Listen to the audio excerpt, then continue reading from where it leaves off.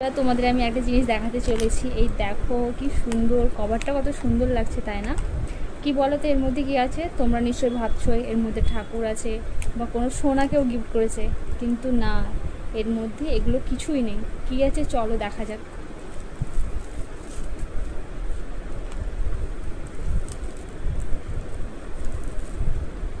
এই দেখো কি সুন্দর না, কি সুন্দর কভারটা, সোনার বাক্সের মতো লাগছে।